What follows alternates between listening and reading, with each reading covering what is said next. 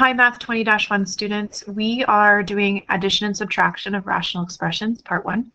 I really encourage you to put your calculators away for this and recall the steps of adding and subtracting fractions that you would have learned in grade 7.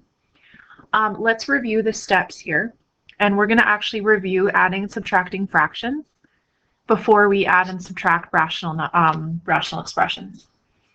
Okay, so our steps. We need to first find a common denominator before you can add. So we have to have the same denominator. All our denominators need to be matching before we can add or subtract. And in order to do that, we need to make an equivalent rational number, equivalent fraction with the LCD. Okay. Then once we have that, then we are going to add or subtract the numerators. Okay, don't change the denominator after that. You don't add those. They stay the same. And then at the end, possibly we could reduce it, all right, if possible. Okay, so let's do that. Example 1. Okay, we need to find the lowest common denominator between 3 and 5. Well, our LCD is going to be, in this case, 15. Okay, so my first fraction, I'm going to be multiplying the bottom and the top by 5. So that becomes 10 over 15. And my second fraction, I'm going to be multiplying that by 3. So that's 6. Now I add the numerators. So I get 16 over 15. You don't add the denominators. See if you can reduce that. We can't. We're also going to leave it as improper. Okay, so box it up. Okay, so now the next one, we're going to find an LCD. In this case, it's not 24. That's a common denominator, but it's not the lowest common denominator. They have a common factor of 2 in common. So our LCD is going to be 12. Okay, write them both over 12. Multiply by the factor that it needs. 6 is multiplied by 2, so 5 is multiplied by 2. 4 is multiplied by 3, so 1 is multiplied by 3. Now we subtract, and we get 7 over 12. Box it up. Okay, the same steps are going to happen in the third example. Find our LCD. And that is going to be 24.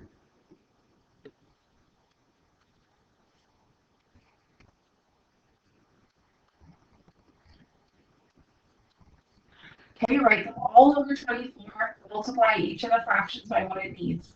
8 is multiplied by 3. So 7 times 3 is 21. The next one, we're going to multiply by 8. So we get 16. And the last one is multiplied by 2. So we get 10. Now we add and subtract 10 yes.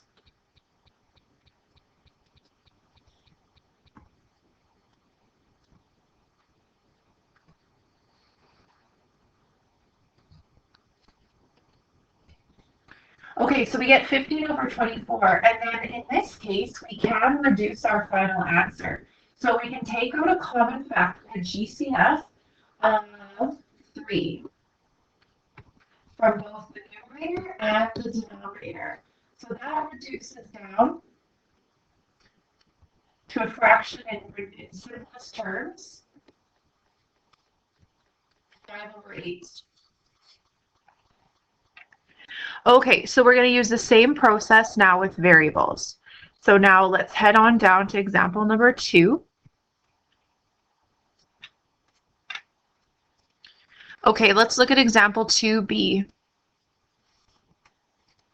Our LCD in this case is going to be 6.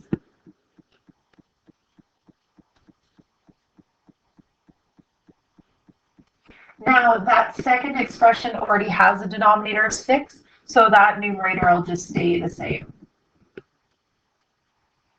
But that first fraction needs to be multiplied by 2. Now, one thing that I always do when I have two terms in the numerator is that I bracket them. And then that whole expression in the numerator needs to be multiplied by 2.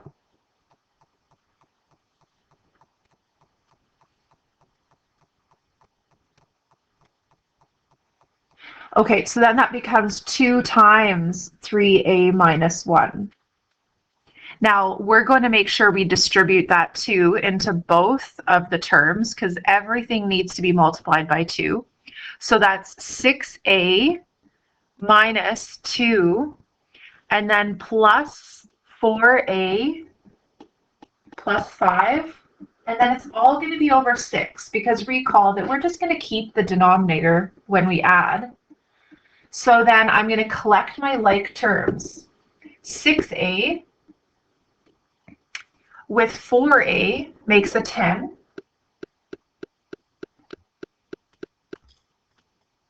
And then negative 2 plus 5 makes 3.